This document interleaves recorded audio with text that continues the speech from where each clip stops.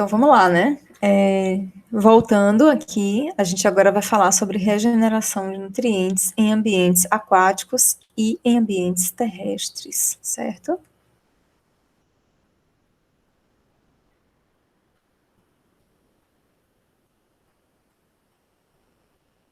Então vamos lá, achar os slides, estão aqui. Bom, por que falar de regeneração de nutrientes quando a gente está falando de conservação e manejo de recursos naturais, né? É bem óbvio isso. A conservação e manejo de recursos naturais depende de quanto o processo de regeneração de nutrientes, ou seja, de fazer com que os nutrientes que estão no solo retornem à cadeia trófica, né, e passem pelos seres vivos, depende de quanto ele está equilibrado. O desequilíbrio nessa cadeia, nessa formação, nessa regeneração de nutrientes, ele é absurdamente importante, né? E pode gerar, e vai gerar um desequilíbrio ecológico, né, um impacto e uma necessidade de conservação de uma área, de planejamento de tudo como essa conservação vai acontecer, tá? Então, o que é que acontece? Essa regeneração ela é diferente nos ecossistemas terrestres e nos ecossistemas aquáticos, certo? Então, o que é que vai acontecer? Nos ecossistemas terrestres, todos os nutrientes assimilados, eles precisam ser repostos. Nos ecossistemas aquáticos também, né? Então, na verdade, isso é uma coisa geral. Todo nutriente que é assimilado, ele tem que ser reposto. Eu tirei dali, ele vai ter que voltar dali, né? Por alguma outra via. Tá? Então, como que acontece isso nos ecossistemas terrestres? A gente tem dois processos principais. Um é a intemperização da rocha matriz, ou seja, a rocha matriz ela vai sofrendo processos de degradação química e física através de chuva, né, a presença e a ausência de água nas rochas por conta do sistema de chuva, sol, né, vai fazendo essas rochas entrarem num processo de contração e retração, né, até que elas vão se quebrando e vão promovendo a liberação de pequenas partículas, e daqui que esse solo se forma, demora muito e muito tempo, mas esse é um processo de retirada dos nutrientes das rochas e liberação desses nutrientes para os seres vivos. E um outro processo bem mais rápido, é o processo de decomposição da matéria orgânica, né? Então, você morre, você é decomposto por bactérias, por fungos, e você volta a fazer parte da vida, né? Você, as suas moléculas, né? Aí eu já não sei onde é que vai estar esse ser, né?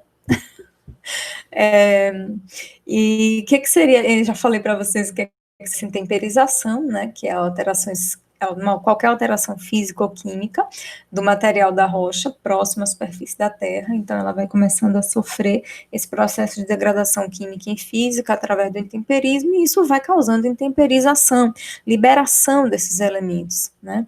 E a gente precisa ter aí uma relação de entrada e saída desses elementos nos ecossistemas, né? Sai com a lixiviação e entra com intemperização da rocha matriz, entra com o nitrogênio da atmosfera, que a gente viu no ciclo do nitrogênio na aula passada, tá? Então, o que é essa lixiviação? Bom, chove e todo elemento que está ali, que está presente naquelas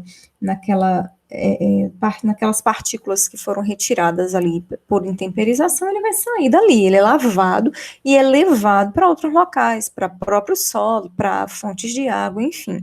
E ele entra através da intemperização da rocha sobre o solo e da liberação e do nitrogênio da atmosfera, né? Então ele vem da atmosfera e vai entrando no solo. E a própria intemperização da rocha faz ele ficar ali presente. Choveu, lixiviou, ele sai.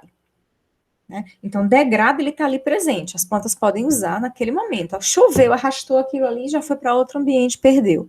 Aí a gente depende do intemperismo de novo, né? Ou da decomposição, mas a decomposição a gente fala já já. Então é muito difícil a gente medir intemperização, né? A gente vai medir o quanto de matéria foi liberado pela intemperização. Como? Né, é uma medida que envolve profundidade do solo, né, as rochas estão lá embaixo, então quanto que essas rochas estão sendo decompostas? A maioria dos solos tem muitos metros de profundidade, para a gente chegar lá, né, é uma loucura. Então é muito difícil de se medir. Então qual foi a solução que se encontrou? É medir os nutrientes que entram através das chuvas e que saem para as águas correntes. Onde que a gente pode fazer isso? Nas bacias hidrográficas. Então, o que é uma bacia hidrográfica? É uma área de terra que drena para um único riacho-rio. Deixa eu mostrar aqui para frente. Isso que é uma bacia hidrográfica. Então, aqui, você tem uma área de terra, tá vendo isso aqui? uma cadeia montanhosa. Então, quando a chuva cai aqui, ela vai passar por todos esses sistemas, né? Vai vir por esses afluentes aqui e tal, vai lixiviar tudo, e tudo que cair aqui nessa área, que a gente chama de bacia hidrográfica, vai ser despejado única e exclusivamente aqui, nesse, é como se fosse um lago, né, que fica formado ali depois da bacia. Então, a gente tem como medir o seguinte: quanto tinha um lago antes da chuva e quanto tinha um lago depois da chuva, de nutrientes. E aí a gente vê a quantidade de nutrientes que está fluindo ali, esse fluxo, como acontece. É assim que a gente mede, então, os nutrientes que entram e saem desses ambientes, tá?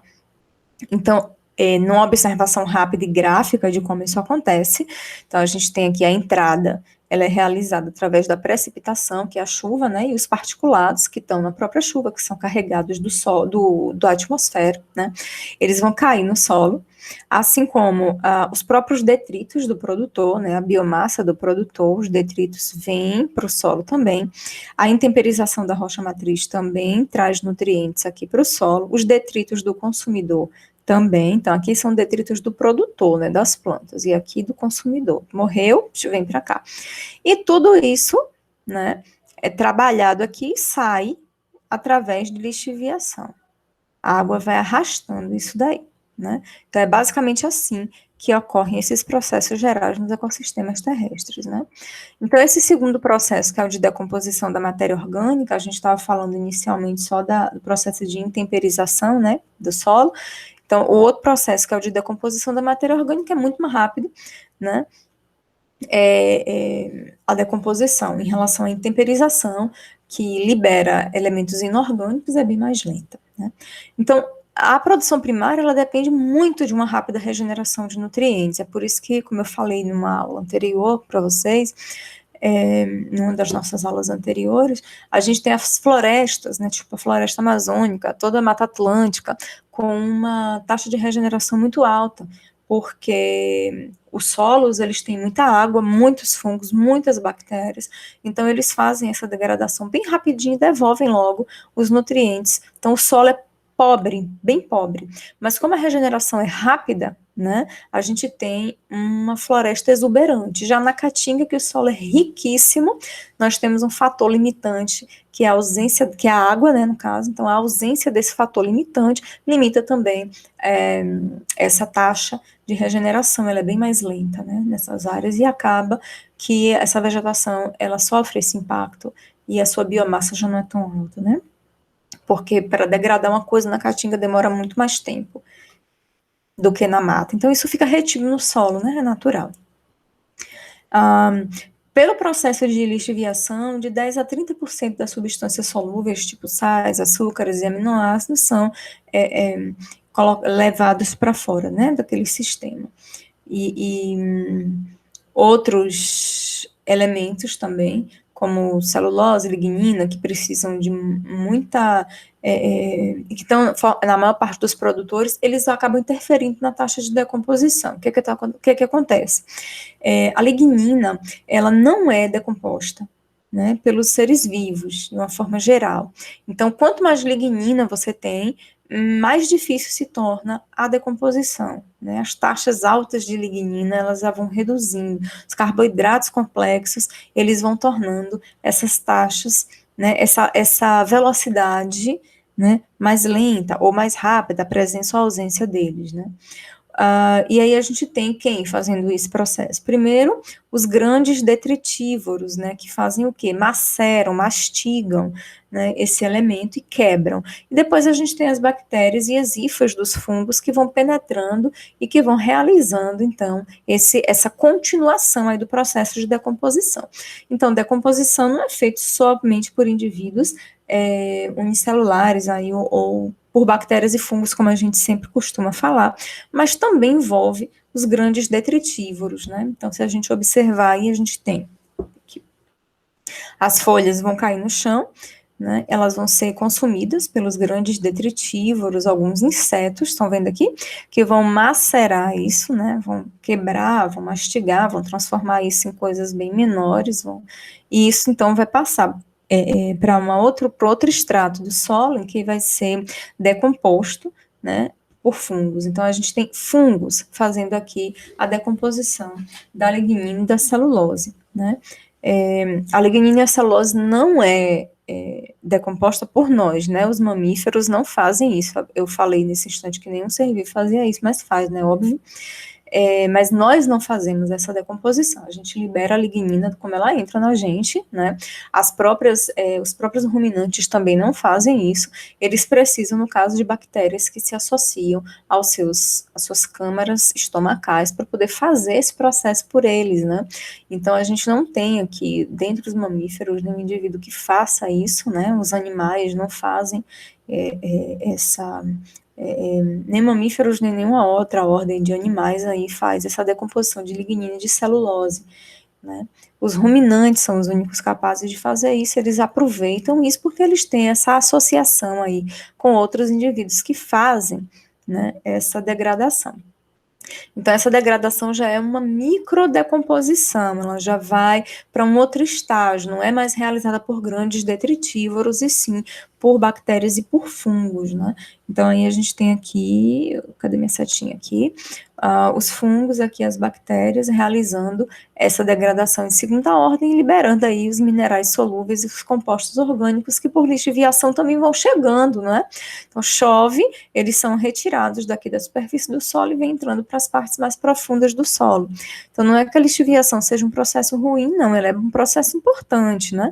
Agora, quando ela acontece em grande quantidade, de uma forma muito abrupta, ela pode ir retirando os nutrientes daqui, e se ele não for reposto, se não tiver vegetação aqui em cima, esse solo vai ficando pobre, e vai chegar um momento que ele não vai conseguir mais suportar, né? Então, veja que é um processo contínuo. Mesmo que você coloque só uma adubação artificial, vai chegar um momento que você vai causar eutrofização, que você vai gerar outros níveis de poluição. Então, monoculturas nunca são boas, né? Para nada nesse mundo. Só para ganhar dinheiro por um pouco tempo e destruir tudo de uma forma geral, né? Mas voltando aqui ao nosso tema, né, que é a regeneração nos ecossistemas terrestres, 90% de toda a matéria vegetal produzida em determinado ano não é consumida diretamente pelos herbívoros, mas em algum momento decomposta ou reabsorvida das folhas antes de caírem. Então, a maior parte da matéria vegetal, ela não é consumida pelos herbívoros diretamente, ela vai cair no solo e vai ser reabsorvida, cair no solo e vai ser reabsorvida, veja só, né? Só 10% aqui participa mesmo da cadeia trófica, né? A maior parte dessa decomposição, ela é aeróbica, embora em boa parte também ela aconteça de forma anaeróbica, mas a maior parte, boa parte não, pequena parte é anaeróbica, mas a maior parte é aeróbica, né? E esses ciclos de nutrientes no solo, eles vão depender basicamente de três fatores: a temperatura, né? Então, altas temperaturas favorecem, né, isso. O pH também, a disponibilidade de hidrogênio, a acidez, né? E a umidade, a quantidade de água disponível, que também tem que estar alta, né? Já nos ecossistemas aquáticos, a gente tem um processo muito mais complexo, porque como a água está em movimento, ela não é um sistema fixo como os solos, né? Então, a gente vai ter sempre os nutrientes em meio aquoso para fazer aquela ciclagem. Os processos bioquímicos e químicos, eles são os mesmos, né, em ambientes terrestres e aquáticos. Mas a localização da decomposição vai diferir. No solo é próximo ao local de assimilação. O que é que eu estou dizendo? O animal morreu ali, ele vai ser decomposto ali mesmo, e ele vai ser devolvido ao solo ali mesmo. Caiu uma folha, um fruto, da mesma forma. Nos ambientes aquáticos, não. O indivíduo morre, ele sedimenta, e ele sai daqui de cima, ele vai descendo até atingir a máxima profundidade, e ele vai ser decomposto lá embaixo. Se tiver movimento da água ainda, ele pode ser jogado lá para frente e sair totalmente daqui.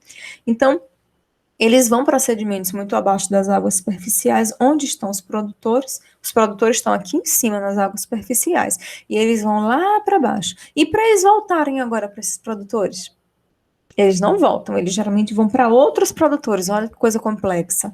Então, você tem um animal aquático morreu aqui, isso veio, se decompôs aqui no solo, e aí foi arrastado e vem subindo, e agora esses por causa das correntes de ressurgência, se for em ambiente marinho, né, nos rios pela própria movimentação do rio, nos lagos pela movimentação dos animais. Então ele vai subindo e geralmente ele vai sendo utilizado lá para frente por outros fitoplânctons.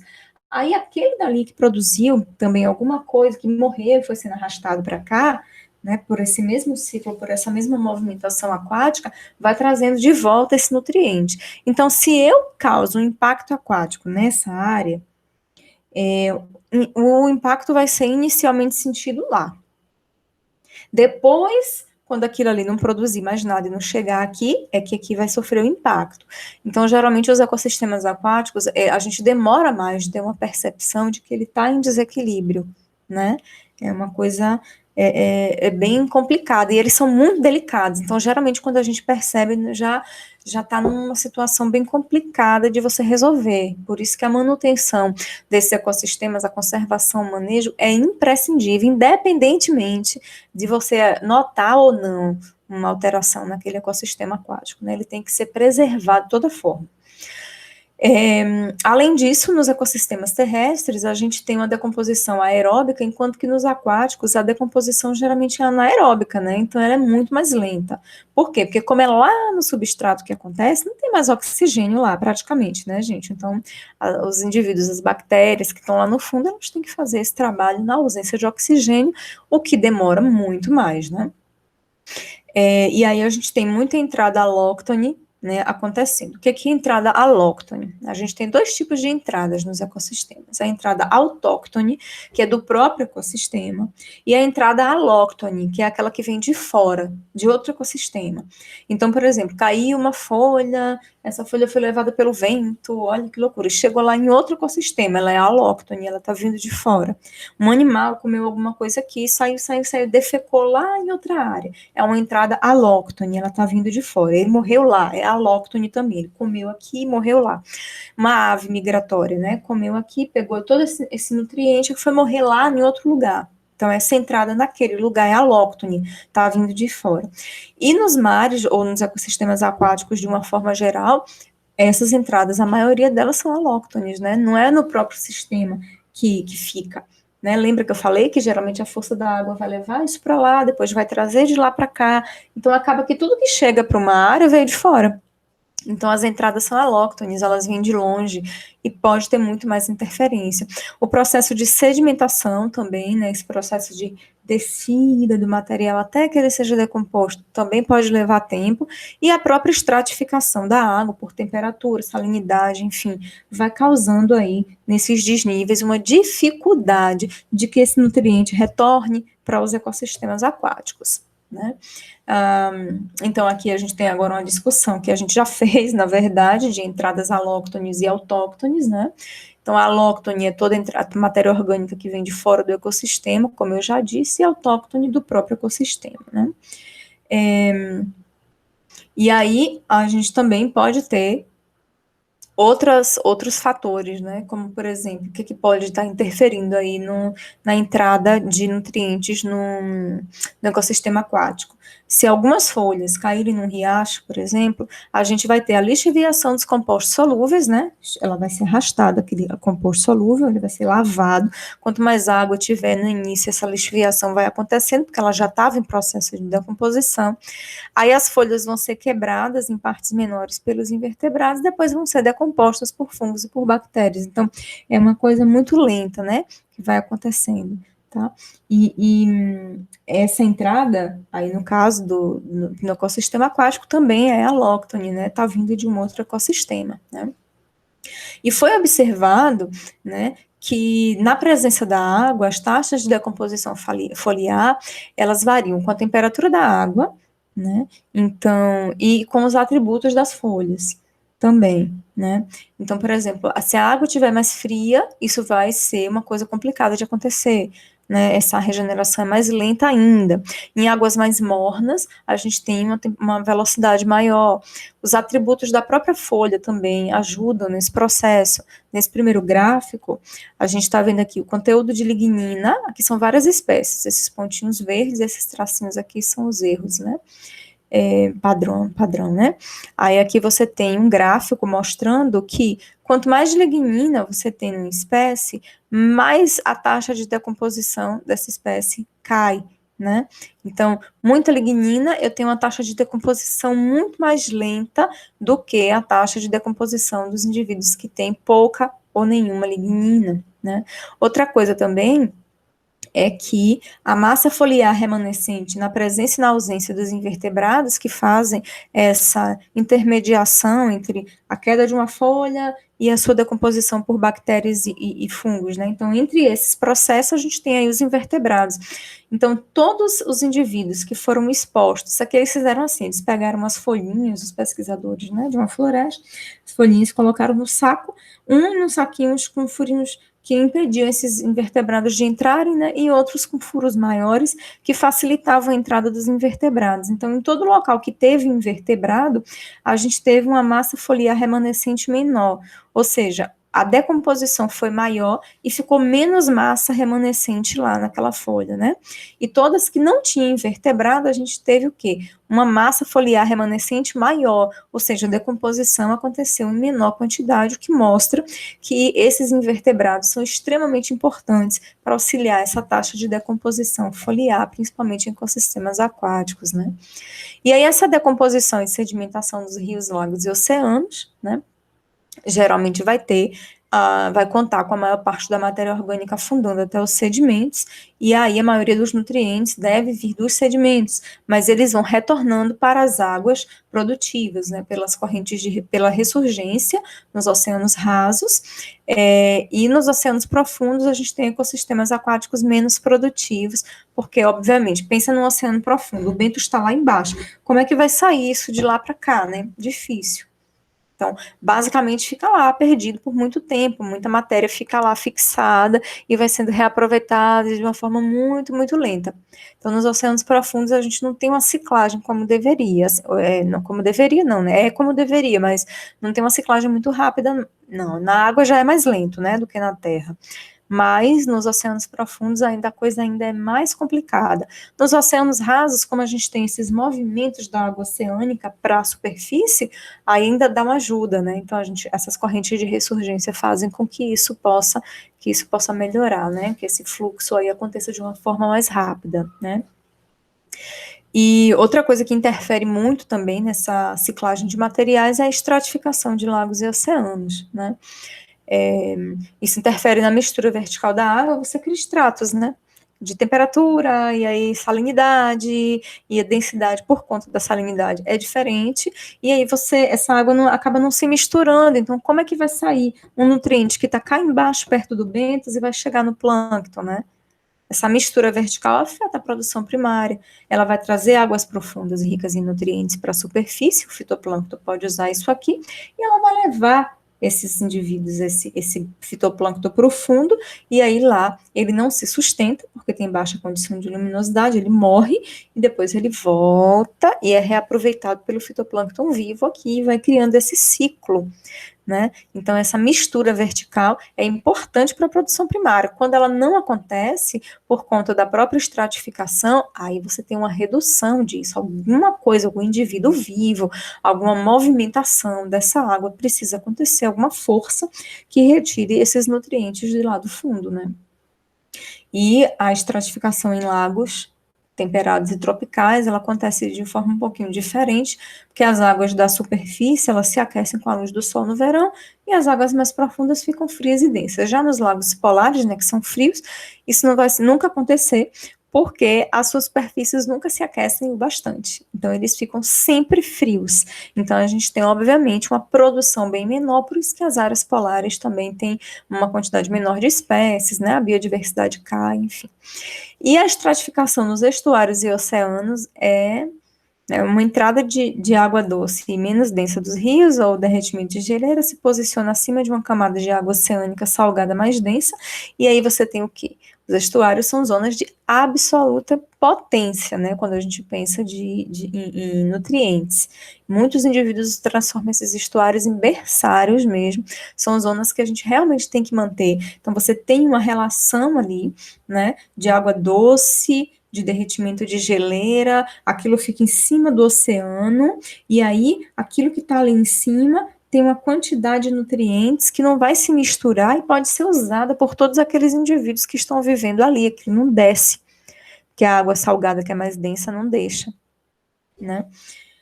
Então, ocasionalmente, os ecossistemas estratificados, né, que tem esses patamares aí que são aquáticos, né?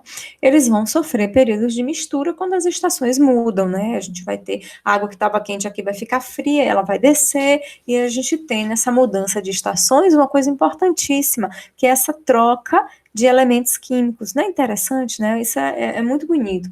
Então você vê que toda a questão da mudança climática no planeta vai afetar também esses ciclos, né? De realimentação dos ambientes, principalmente dos aquáticos. Então, a gente vai ter uma impactação na fonte de produção primária bruta desses ecossistemas, né? E isso vai gerar um problema muito sério para os ambientes, né? Então, acho que esse era o último slide que eu queria mostrar para vocês sobre os ecossistemas aquáticos, certo? E agora eu vou ficar no aguardo das últimas atividades, tá bom?